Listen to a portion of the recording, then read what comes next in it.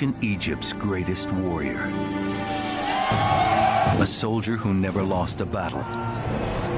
A general who rivaled the great conquerors of history. A king who transformed his nation into an empire.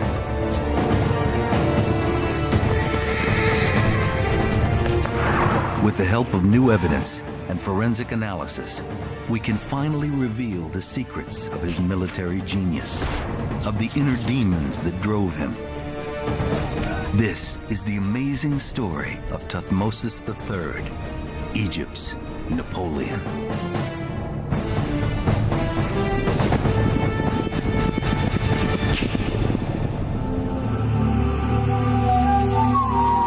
Thebes, the capital of ancient Egypt. More than 3,000 years ago, it's the year 1457 BC.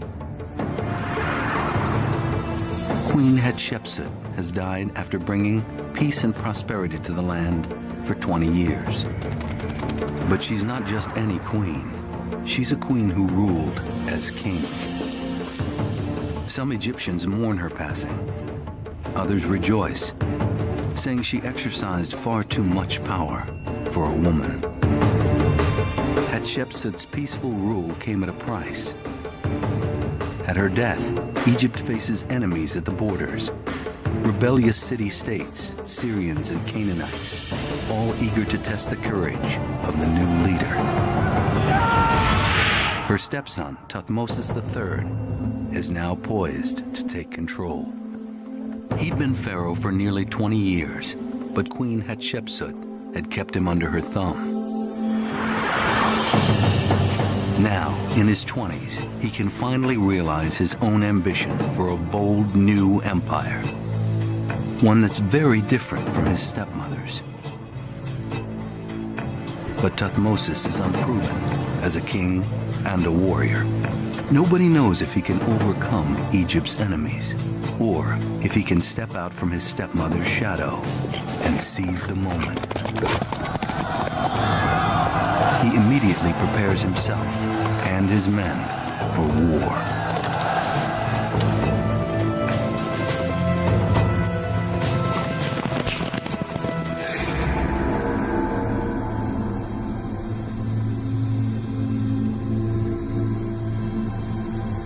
"3,500 years later, Tuthmosis rests in a glass case in the Cairo Museum, with a faint hint of a smile across his mummified face, the face of an uncommon warrior and empire builder. This mummy is one of the most important men on earth. This man was a warrior. The military academy today is still study what this man did. And this is why I feel when I look at him, I tremble. I tremble because of the power of this man, that he was really established the empire of Egypt.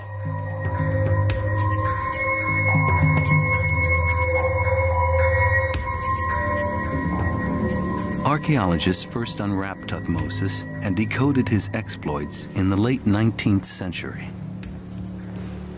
French archaeologist Gaston Maspero examined the damage from head to toe. His head is broken off at the neck. His body and all four limbs have been detached. The feet and arms broken into fragments. Maspero knew these weren't the injuries of war. It was damage done by the usual suspects. Tomb raiders.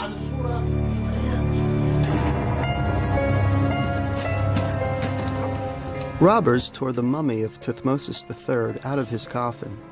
They stripped it and rifled it of its jewels.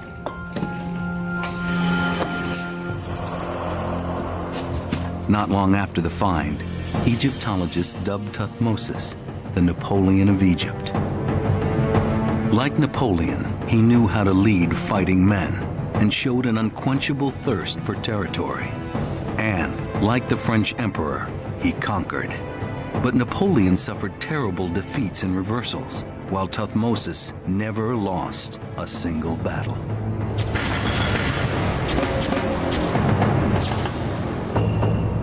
Yet the grinning, ravaged mummy doesn't tell us anything about Tuthmosis or the passions that drove him. While he doesn't speak, maybe his tomb will. The Valley of Kings, the eternal resting place of many of Egypt's greatest pharaohs.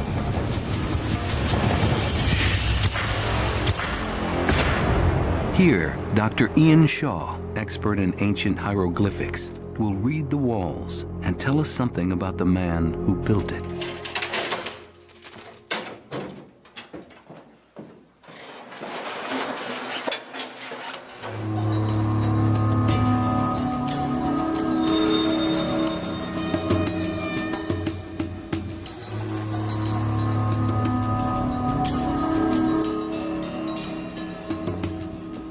For me, the most amazing thing about this tomb is just the sheer freshness and the immediacy of it. The tomb walls tell us that Tuthmosis was far more than a man of war.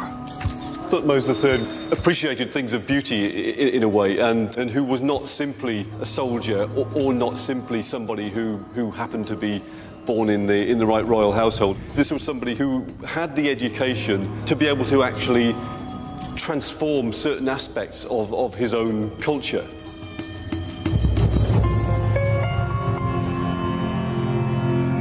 Up here I can see the king himself. The reference here is to the death of the king and his transformation really into a version of the sun god.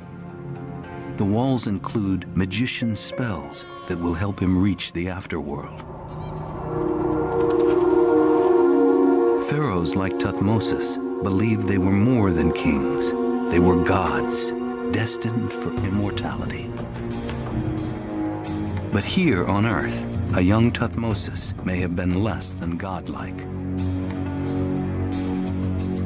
He was born into a world dominated by his stepmother. Hatshepsut was the chief wife of his father, the pharaoh. Tuthmosis's birth mother occupied a minor place in his father's harem. She didn't have royal blood. Hatshepsut did. Some speculate that even while his father, the pharaoh, was living, his stepmother seized too much power. When his father died, Tuthmosis became heir to the throne. But he was still a young child, so Hatshepsut governed as regent in his place. And she had her own ambitions. She sent explorers to distant lands, imported oils, incense, perfumes, and gold. She commissioned great temples and monuments. And after 10 years, she did the unthinkable. She crowned herself pharaoh. No queen had ever done such a thing before, especially when a rightful heir was alive. She dressed as a king, wore male clothes and the traditional false beard of the pharaoh. She depicted herself as a man in carvings and reliefs. For the conservative nation of Egypt, her behavior was an outrage. Under her rule, Egypt avoided war for over 2 decades. But avoiding war was costly. Rebel city-states seized territories from the Egyptians along their northern border. With his stepmother exercising so much authority, Tuthmosis had to find another outlet for his talent. He turned to the military. He became a soldier and commander, leaving the comforts and the politics of the royal court behind.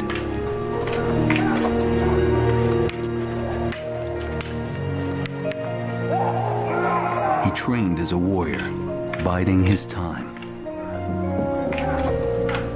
Then, in 1458 BC, Hatshepsut died. No one knows the cause of her death. It remains one of the unsolved mysteries of ancient Egypt. Tuthmosis immediately took control. He believed that his new Egypt needed more than just a pharaoh.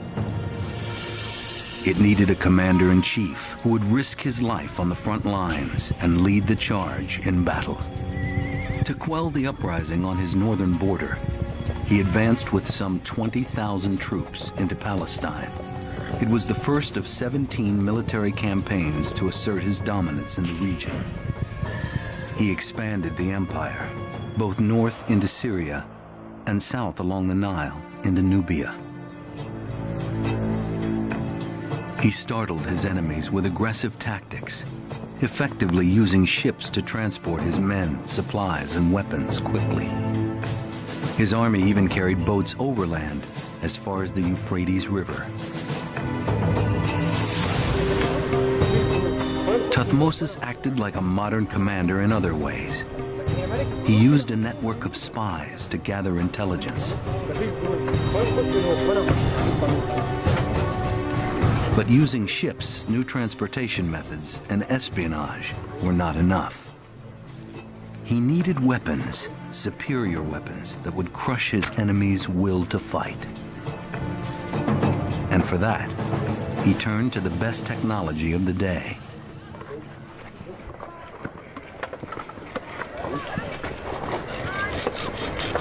Like Napoleon 33 centuries later, Tuthmosis III took advantage of new and better ways to defeat his enemies.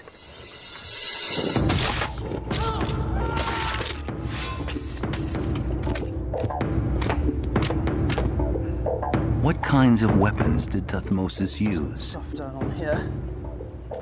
Dr. Thomas Hewlett, an archaeologist at Britain's University of Durham, and Tom Richardson of the Royal Armoury are top experts in ancient weaponry. They've come to Egypt to put the pharaoh's weapons to the test.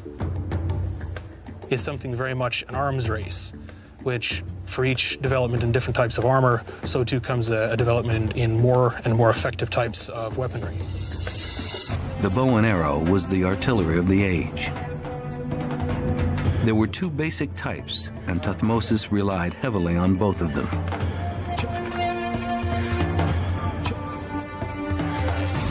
The common bow was made of a wooden rod, tapered at the ends, and strung with twisted animal gut.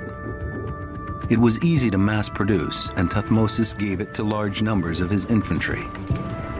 Each archer unleashed a barrage of roughly 10 bronze-tipped arrows per minute. The arrow shower would tear flesh and shatter bone. To make bow and arrow artillery more lethal, Tuthmosis took advantage of a recent innovation. The composite bow was made from layers of wood, animal sinews, and horn to strengthen it and give it more spring. But the bow was expensive. The army could only deploy it to its officers and charioteers. It was capable of accurately propelling an arrow 1,000 feet, nearly twice the distance of the common bow. With both bows in play, Tuthmosis could attack his opponents both short range and long range. 1,000 archers, each carrying 24 arrows and shooting them within 2 minutes. 24,000 lethal missiles. His enemies would have nowhere to run or hide.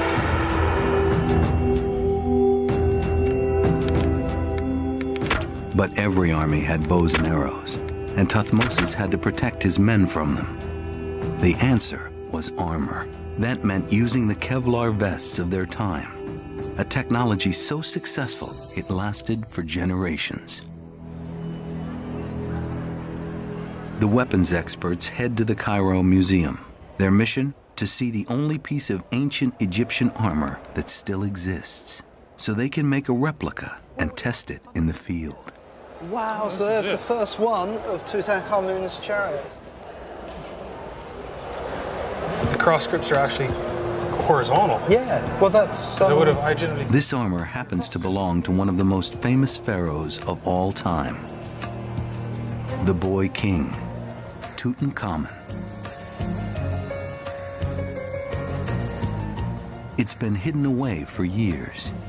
King Tut's personal body armor, made from rawhide. Fantastic. Isn't that absolutely amazing?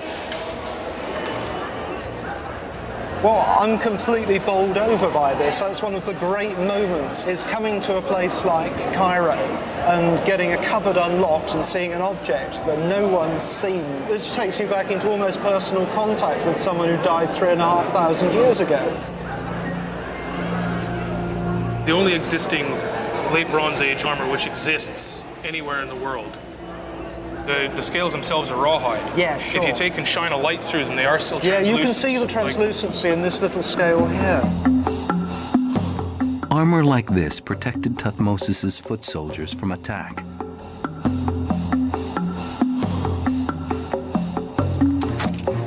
But did it really stop an arrow in full flight?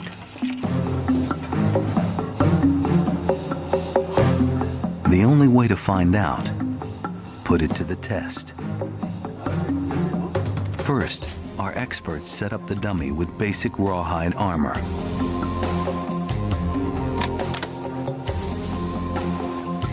Tough luck for the foot soldier. The arrow easily pierces the armor and the dummy to the bone. يعني كسر الضلع ولا جه ما بين الضلعين. It's reached the bone. Oh yeah, it's gone right into the bone. That's right. Yeah. Shot right here. Yeah. Armor doesn't ever actually make the wearer impervious to all attack. What it does is it keeps soldiers on the battlefield for as long as possible. Next, the armor the officers and charioteers would have worn in battle. The heavier composite vest, made of rawhide and bronze scales. What have we got? You can see it's gone. Oh, that's nice, isn't it? It's gone right. Absolutely nil penetration. You wouldn't have noticed that. An officer wearing the rawhide and bronze would have survived. But the armor is really quite flexible. There's no hard plate to stop blunt trauma. And I would imagine at any shot in the rib cage, you would almost certainly have broken ribs. The rawhide and bronze armor works a lot better than plain rawhide. Now, onto the bronze armor, worn only by the generals. Did it make a difference? I mean, heavy bronze armor, again, it's loud, it's noisy, it's heavy.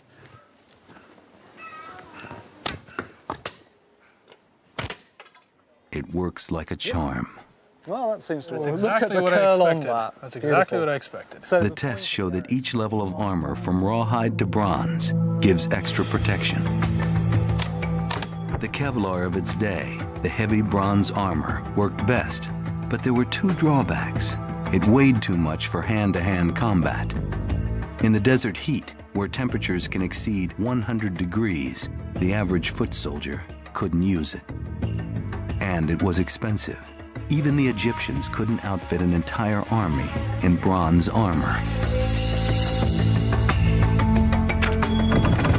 As Tuthmosis knew, just having armor and arrows isn't enough. You have to maneuver them into the right position. To do it, Tuthmosis used the chariot. But firing an arrow accurately from a moving platform wouldn't be easy. Could they do it?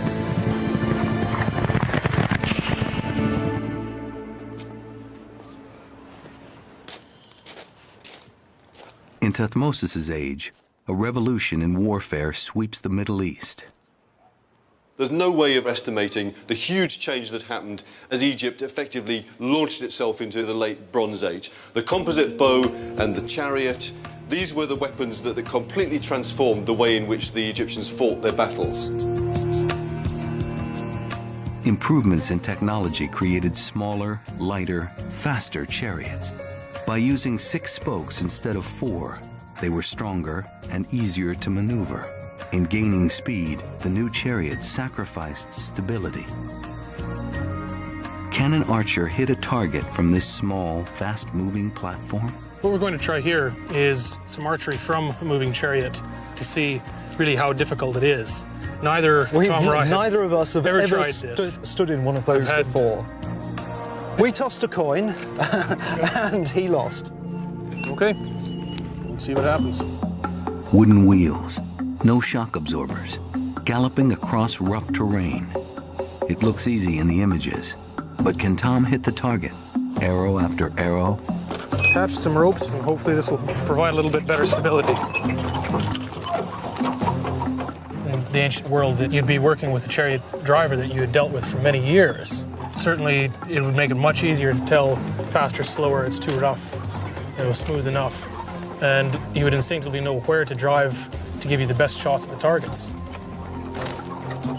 Oh dear. And certainly all of that done in the heat of battle would be, you'd have to work as a seamless pair. This is incredibly rough. Okay, we'll give this another try. Let's see what happens.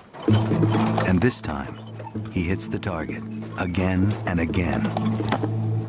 If Tom can do it in one trial, imagine hundreds of trained charioteers doing it in TuthmosIs' army. It would be intimidating and lethal. We're talking about very large quantities, hundreds of chariots, all in large formations together, riding up, raining down arrows, these deadly bronze-tipped arrows. And the revolution that's involved with these guys is no less significant than the use of aircraft in warfare in the 20th century. Even with chariots, in TuthmosIs' time, most of the combat was still hand-to-hand.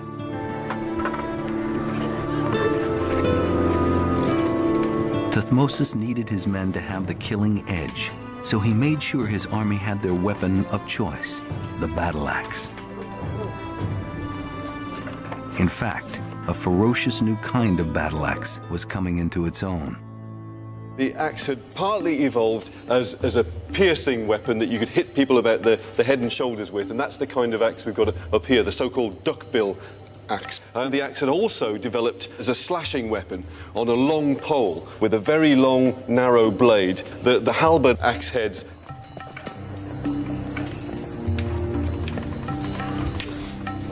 With the axes, the infantrymen could create mayhem.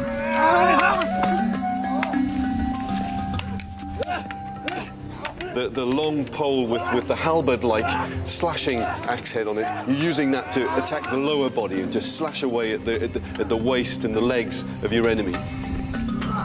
With the long duckbill axe, you'd be using that to attack the upper body and the head and so on.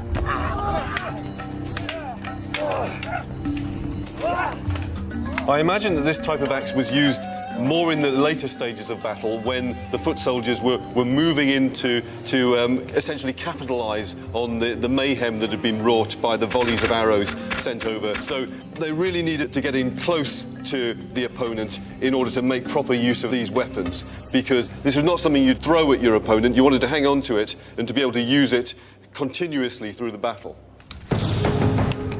The axe was lethal, and the sight of 1,000 of them would be terrifying. The appearance of the weapons would have been important to the Egyptians. If you were confronted with an army that all looked the same, phalanx on phalanx, polished bronze, anything that would catch the light, advancing towards you, glittering, would have been a very impressive sight. John Manring is an expert in ancient bronze weapons. The requirement with weapons like this, with close quarter combat weapons, is confidence in the phalanx or the group. So it's a battering effect of men, where you only had men and hand weapons. No tanks, the chariots would be somewhere else, the arrows have gone, and this is just you against your enemy. But it would have been absolutely grim. Can you imagine attacking an enemy, chasing up hillsides, running down mountains? Absolutely grim, frightening experience at the front, chopping and hacking for all you were worth. At very close quarters, it's a short haft, you have to get close to your enemy. You're seeing, you're looking into his eyes before giving him that final chop.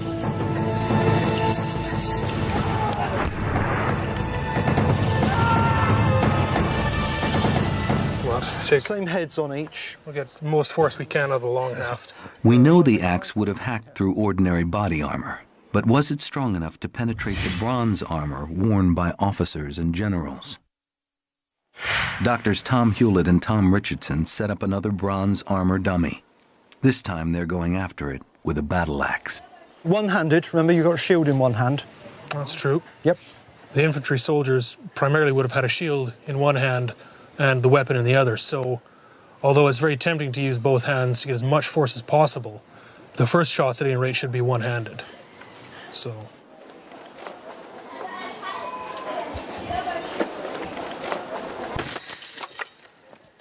Right.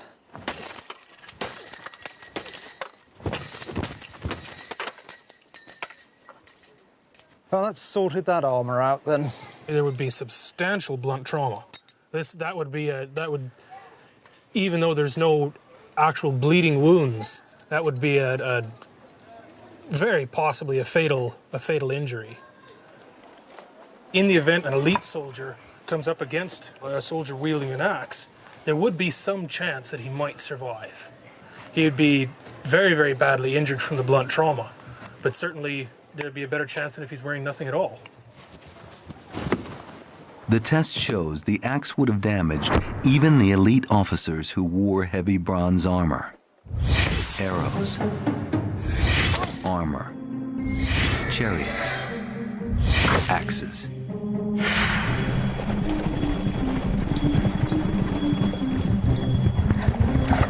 In 1457 BC, Tuthmosis needs all the killing power he can deliver and all his cunning.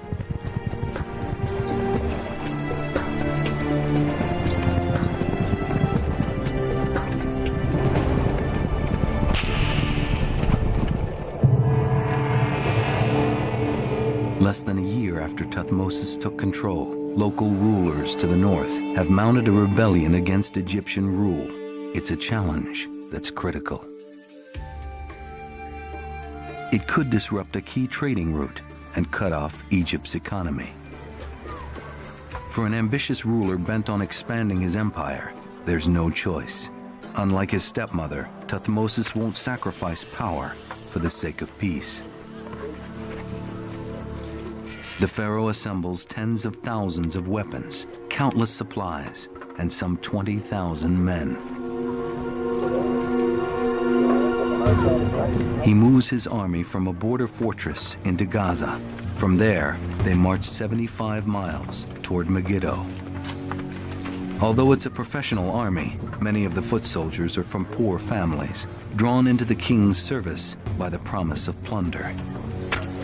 If they survived the battlefield, some brought back gold, cattle, horses, and even women.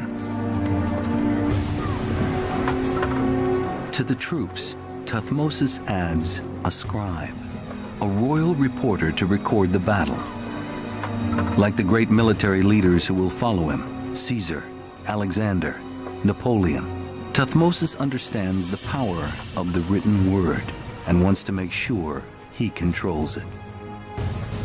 His scribe, an army commander named Thunani, becomes the first combat reporter to capture the carnage and commit it to history. His account is published at the Temple of Karnak in the capital. Tuthmosis's people read it, and so can Ian Shaw today. Charneni went with Thutmose III's armies and who in a sense was the original war correspondent, the original embedded journalist who followed the armies through their 17 campaigns, scribbling down basic details of the movement of the army, the king's strategy, and so on. Charneni's original diary is the basis for these annals. It's something much more than just a set of inscriptions on the stone. It's actually the account left by somebody who was quite possibly dodging arrows and you know, some way behind the king's chariot. The scribe was both combat reporter and propagandist. His account described Tuthmosis's most famous battle, an epic conflict in a desert city called Megiddo.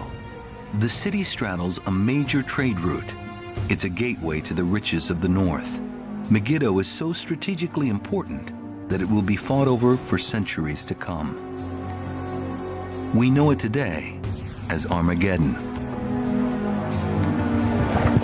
Eventually, they reach the stage where they realize that if they're going to make any more progress, they have to deal with Megiddo.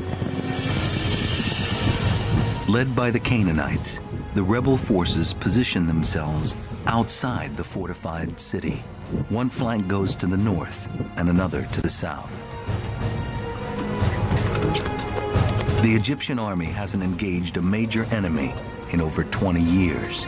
A whole generation of Egyptian soldiers has never been tested in combat, yet Tuthmosis can't afford to wait. he and his army crossed the desert at a blistering 15 miles a day to close the distance between his army and the rebels. At a town called Yema, near Megiddo, Tuthmosis holds a council with all his generals. Even though he's pharaoh, he'll lead his men into battle. In the annals, we get images of Thutmose III which show us he was prepared to go against the grain and to present himself at least as someone who was not some old fuddy-duddy ruler sitting in his throne room back in Egypt, but was out there in the field making decisions. All of the inscriptions here are telling us exactly what was happening when Thutmose III was having this council with his generals. You can get quite a good sense of what's going on in the actual conversation with the generals here. I can see here the word for way or road. There we are. There's another reference to road. So I know that in this part of the inscription that they're discussing the possible routes that might be taken. There are 3 routes to Megiddo. 2 are long, easy, level roads around the hills. The third is shorter, a narrow, treacherous passage. But it slices directly through the hills to the battlefield. His generals advise him to take one of the easy routes. But Tuthmosis thinks the enemy expects him to do just that. He makes a bold decision. His scribe, Thunani, claimed in his account that Tuthmosis gave his soldier this speech. I am the beloved of the god Ra, and praised by my father, the king of gods, Amen. I will take the narrow road. Those of you who are willing, follow my lead. Follow your king. And then his troops shouted in reply, we will follow you, our king, wherever you lead us.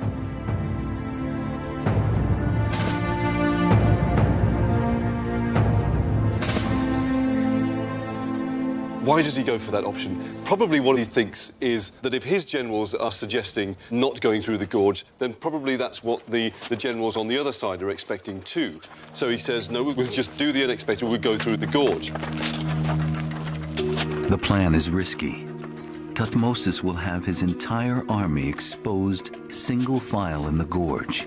If they're spotted, they're defenseless. Tuthmosis leads them through the narrow rocky pass himself, by foot. Horse behind horse and man behind man, His Majesty showing the way by his own footsteps.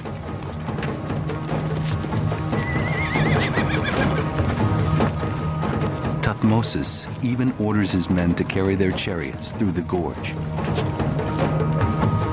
Tens of thousands of armed rebels wait on the other side. Thinking they know where Tuthmosis will march in, they have positioned their forces near the easy level roads to the north and south, some 8 miles apart. It takes the entire morning for Tuthmosis' army to pass through the gorge.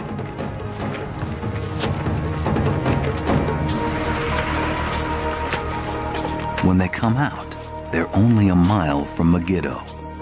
They march to their positions, and by evening, they've driven a wedge between the 2 halves of the rebel army. The next morning, the Canaanite forces are spooked by an opponent who has appeared out of nowhere.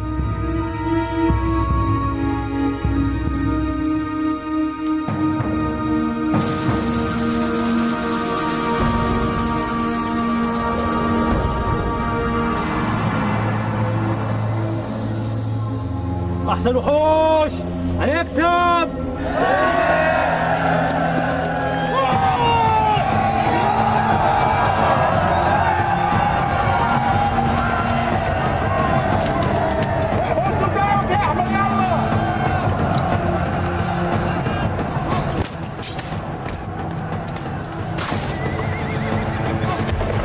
They're further startled by the sight of Tuthmosis in his golden chariot at the head of the charge. The Canaanites and the rebels soon break and run for their lives. As if terrified by spirits, they left their horse and chariots of silver and gold. We've got to remember that most of these soldiers were illiterate. They themselves haven't left us accounts of what was actually happening in the battle. So very often these reliefs are the only real evidence that we have as to what the soldiers' view of battle was. So you can see these images of the fallen soldiers just being crushed either under the wheels or the hooves of the horses and the chariots. We even see them being literally tangled up in the spokes of the chariot wheel.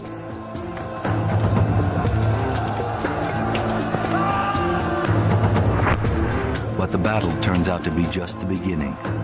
Instead of finishing off the enemy as they retreat, Tuthmosis's soldiers stop and strip the rebels' dead bodies. The delay allows the Canaanites to regroup inside the fortress. Tuthmosis is furious, and he's forced to lay siege to the city. The Egyptians surround Megiddo, slowly strangling it.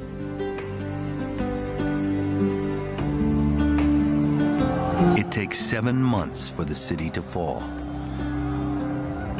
Now its people and their possessions become plunder.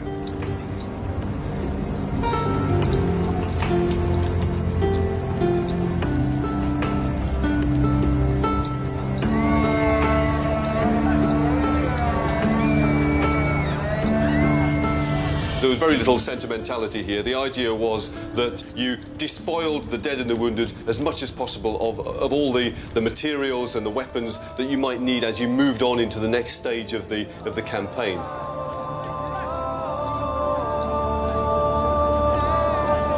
The records list nearly 900 chariots, 200 suits of armor, and 2,000 horses. Many thousands of men were killed. After the battle, the Egyptians cut off the hands of the enemy dead and presented them to their king to keep tally.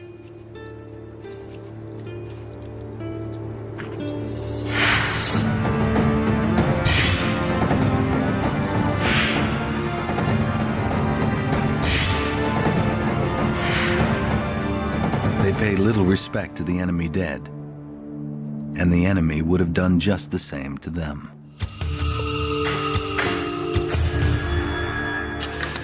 The bones scattered everywhere.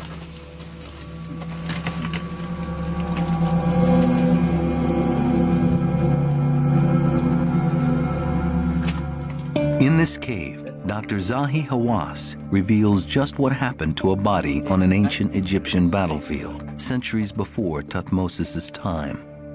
You can really see the dramatic scene that happened more than 3,900 years ago. If we can close our eyes in the time of the battle, we can imagine those 60 brave soldiers. They fought to defend Egypt, and they were killed. And the king honored them and buried them here. These are the bones of ordinary Egyptian soldiers, scarred forever by combat.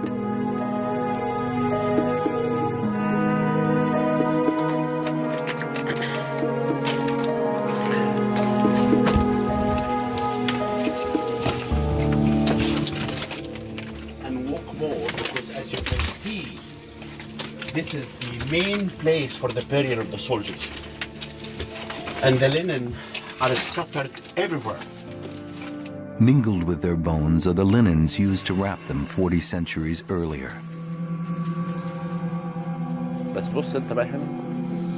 The bones show us the grisly work of what was then the ancient world's most advanced and deadly weapon.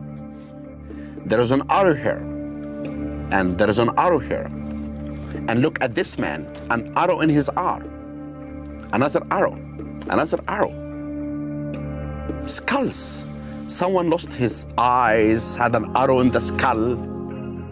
His right arm was completely lost.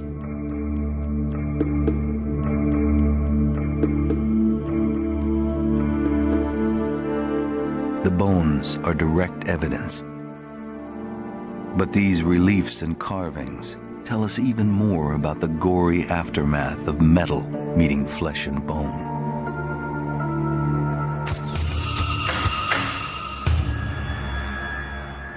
Dr. Gonzalo Sanchez, a neurosurgeon and Army colonel during the Vietnam War, has been studying the ancient reliefs and comparing them with modern-day medical photos.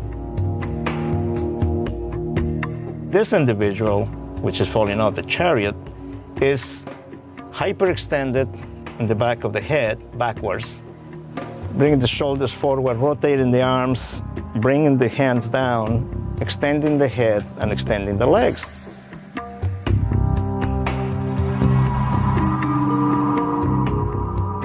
This picture shows a patient who has had an injury that has produced the head extended, the shoulders thrown forward, the arms rotated in, and the position of the hands somewhat flexed.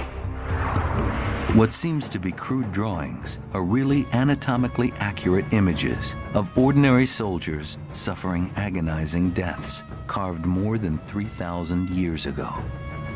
If you were hit in a limb, you probably survive. But you were hit in a cavity, whether it was the cranial cavity, abdominal cavity, chest cavity, you probably die. Because if you don't die from major blood vessel injury, you die from infection. The agony of death paid no attention to rank. Foot soldiers, generals, and kings faced the same risk. Take the case of this mummy, an ancient pharaoh, Sekenenre Tao II. He was king of Egypt a century before Tuthmosis. At the time, his nation struggled against invading armies. Sanchez examines an X-ray of his remains and reveals the forensic details of the king's death in combat. He must have been at the front of his warriors and surrounded. Probably tried to ward off the impact coming from the left side with his arm. Still, the hatchet hitting him from below on the left side. And of course, it penetrated deep enough and broke the bones of the face. Sekenenre's skull is badly damaged. It's marked by multiple strikes at close range. Straight axe, broad axe, and possibly a club or mace.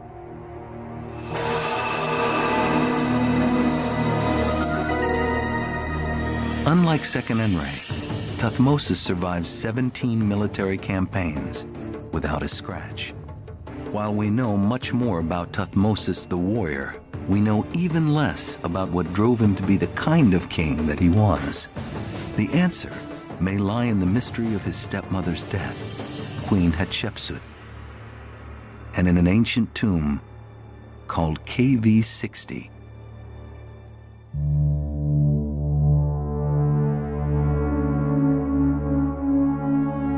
Unlike Napoleon 3,000 years later, Tuthmosis seized territory and power and held them. Tuthmosis forged Egypt's greatest empire, stretching almost 2,000 miles from Lebanon in the north to modern-day Sudan in the south.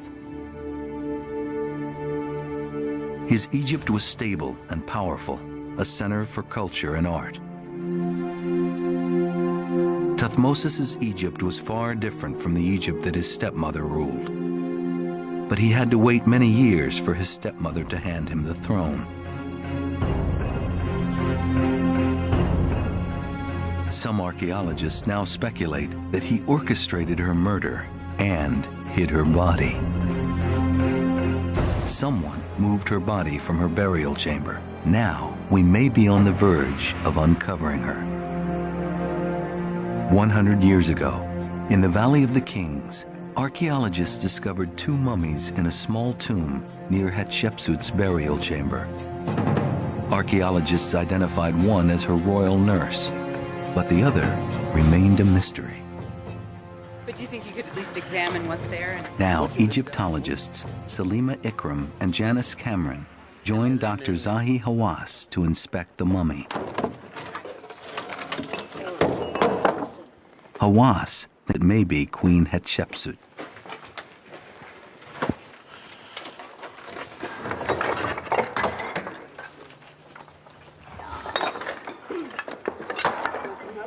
Yeah. There you go. Ladies, follow me. a very strange tomb. It's left unfinished.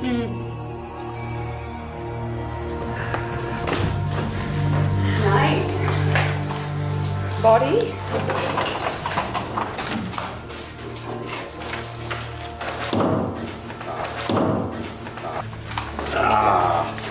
Yes.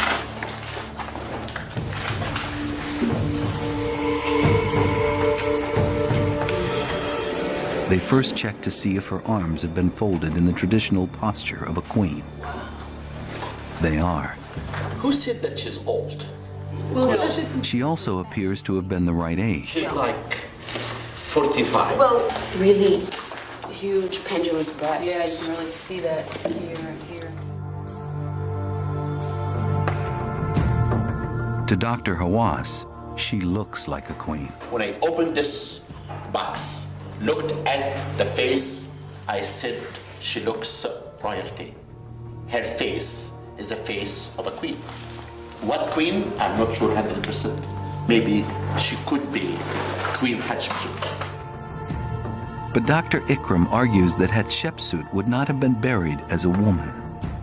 I don't think it's Hatshepsut because, like Janice, I think that Hatshepsut, after spending her entire life showing herself as a king, would have put her being buried as a king as well, not as a woman. But there is some evidence here. The name of Hatshepsut is written in the coffin, you know. It is. The name of Hatshepsut. Yeah. 8934. They decide to investigate the other artifacts stacked in the tomb.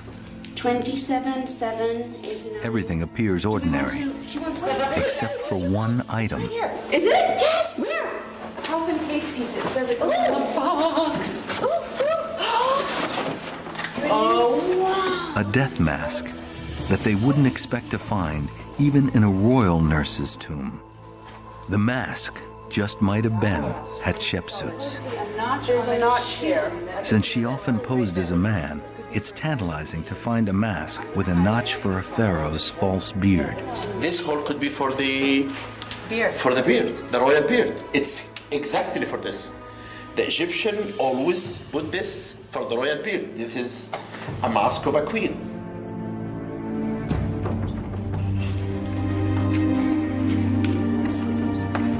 And this could be the coffin of that mummy. Means Hatshepsut. It's fantastic.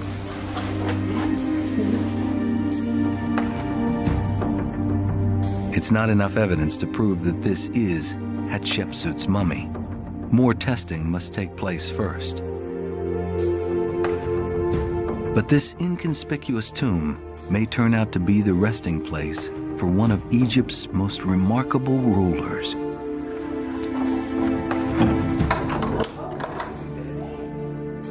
If Tuthmosis had ordered his stepmother's murder, dumping her body into this obscured tomb would make perfect sense. It's not an airtight case, but one thing is unmistakably clear. Near the end of his life, Tuthmosis finally took open and public revenge on Hatshepsut. At the temples of Deir el-Bahri and Karnak, a close inspection reveals the outline of a figure. Someone has carved it out. Other walls reveal more and more images of this same person, all deliberately erased under direct order of Tuthmosis. It's Hatshepsut.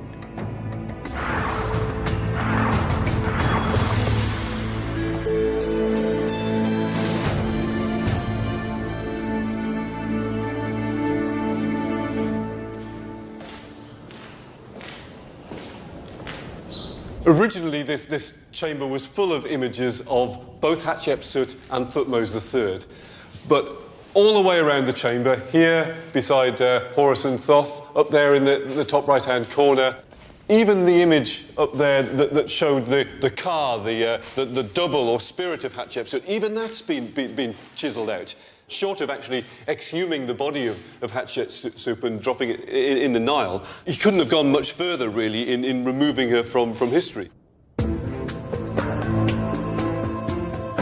Egypt's ancient records show that 30 years after her death, Tuthmosis ordered every image of his stepmother to be destroyed. All shrines, images, and statues. It seems oddly spiteful and petty for such a great pharaoh. But for ancient Egyptians, images had enormous power in this world and in the afterlife. Defacing Hatshepsut's images and statues was a crude attempt to remove her from history. But to Tuthmosis, it also would have denied her any chance of an eternal life, any chance of immortality. Was it punishment for a queen who overstepped her bounds when she declared herself pharaoh? Or was it Tuthmosis's personal act of vengeance? Whatever the reason, it casts Tuthmosis, the man known as Egypt's Napoleon, as an enigma. A complex man struggling with his own demons. Yet, under his 32-year rule, Tuthmosis expanded Egypt's empire with arrows, armor, chariots, and axes, and the blood of his soldiers. He was a brilliant tactician who never lost a battle. His 17 military campaigns would build the largest empire in the history of Egypt.